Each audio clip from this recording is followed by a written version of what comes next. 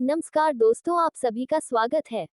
आज मैं आपको वापस एक नई कहानी सुनाती हूँ। पति अभी नहा ही रहा था कि तभी फोन पर मैसेज टोन बजी।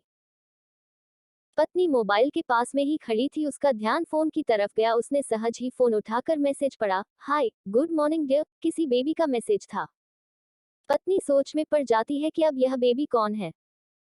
तब तक पति भी नहाकर बाहर आ चुका है। पत्नी उसे किसी बेबी का मैसेज आया है बताती है। पति मुस्कुरा देता है, फोन उठाकर उस मैसेज का रिप्लाई करता है, hi baby, how are you, और अपने काम में लग जाता है। इस रिप्लाई को भी पढ़ती है। अब हर पल पत्नी के दिमाग में यही विचार कौंधता रहता है कि यह बेबी कौन है। शाम को पति घर आता है, पत्नी उससे पूछती है, यह बेबी कौन है। पति जवाब में सिर्फ मुस्कुरा देता है और फिर से अपने काम में लग जाता है। 2-3 दिन बीत जाते हैं। उन विचारों ने अभी तक पत्नी का पीछा नहीं छोड़ा था और फिर से पति के मोबाइल पर फिर एक बार बेबी का मैसेज आता है। आज तो मिलोगे कि नहीं, तुम्हारी बहुत याद आ रही है। इस मैसेज ने आग में घी का काम किया। पत्नी का शक और भी ज्यादा पक्का हो गया। बीच बीच में ऐसे मैसेजेस का आदान प्रदान होता रहता और पत्नी के मन में शक की जड़ें और गहरी होती गई। पति पूछने पर भी जवाब में सिर्फ मुस्कुराहट के और कुछ नहीं कहता। यह शक गुस्सा बनकर तब ज्वालामुखी की तरह फट पड़ता है जब एक दिन उसे अपने पति की जेब में सिनेमा की 2 टिकटें मिलती है। पत्नी अपने पति से बहुत झगड़ती है। पति उसे समझाने की कोशिश करता है लेकिन वह कोई भी बात सुनने को तैयार नहीं है। पति को भी उस पर गुस्सा आ जाता है और यह झगड़ा और भी ज्यादा बढ़ जाता है। गुस्से में पति घर से बाहर निकल जाता है। पत्नी का गुस्सा पति से कई गुना ज्यादा है। तुरंत वो अपना सारा सामान पैक करती है, एक चिट्ठी लिखती है कि मैं मायके जा रही हूँ हमेशा के लिए, और पति का घर छोड़कर चली जाती है।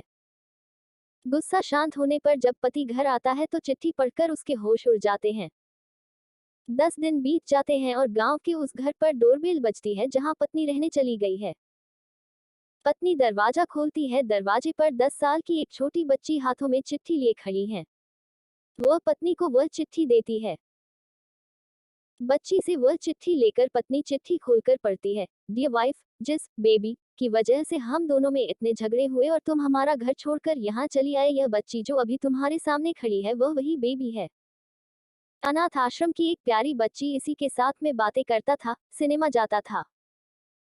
पहली बार जब तुमने बेबी के बारे में पूछा था तो मैंने जानबूझकर तुम्हें नहीं बताया था। सोचा था थोड़ा मजाक करता हूँ, देखता हूँ तुम कैसे रिएक्ट करती हो। लेकिन मैंने यह कभी नहीं सोचा था कि तुम्हारा शक इतना बढ़ जाएगा कि तुम घर ही छोड़ दोगी। हाँ, सबसे जरूरी बात यह तो बेबी है वह किसी और की नहीं बल्कि तुम्हारी ही बेटी है। रुको, अपने आप को संभालो और आगे की बात ध्यान से पढ़ो। हमारे शादी के 2 साल पहले की यह बात है। तुम अपने कॉलेज के लास्ट ईयर में थी। तुम्हारे प्रोफेशन में नोट्स लेने के बहाने तुम्हें बुलाया था और तुम्हें चाय में इन नशीली दवा खिलाकर ना करने वाला काम किया था। इसमें तुम्हारी कोई गलती नहीं की थी, लेकिन कुदरत ने अपना काम किया और तुम्हारे पेट में इस बेबी को डाल दिया।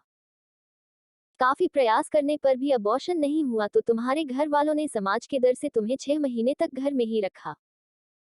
तुम्हारे पिताजी खुद एक डॉक्टर है, इसलिए यह बिन मांगा बच्चा बड़ी आसानी से बिना किसी को कनोकान खबर हुए इस दुनिया में आया। भविष्य में तुम्हारी शादीशुदा जिंदगी में कोई प्रॉब्लम ना हो, इसलिए तुम्हारे पिता ने इस बच्चे को गांव के एक अनाथ आश्रम में छोड़ दिया। यह बच्चा मतलब यही बेबी जो अभी तुम्हारे सामने खड़ी है।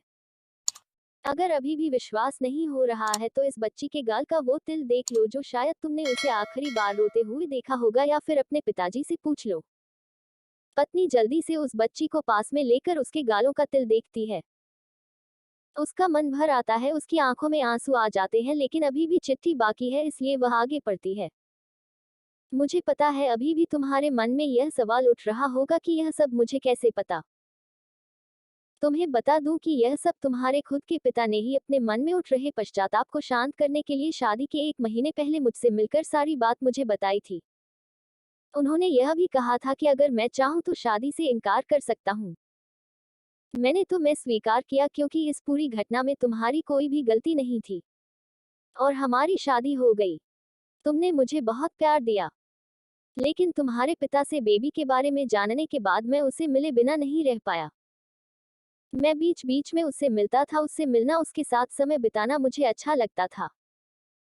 कितनी प्यारी बच्ची, बिना किसी गलती के क्यों सजा भुगते, बस इसलिए मैं उसे थोड़ी सी खुशी देने की कोशिश करता था।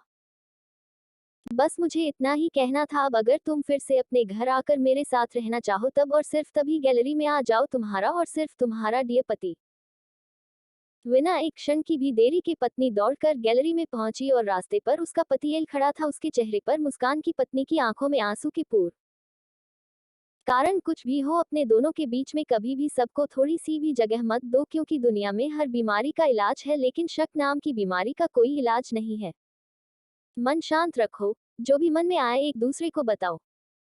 उम्मीद है कि यह कहानी आपको अच्छी लगी होगी। आपका कीमती समय देने के लिए दिल से शुक्रिया और इस YouTube चैनल को सब्सक्राइब कर देना।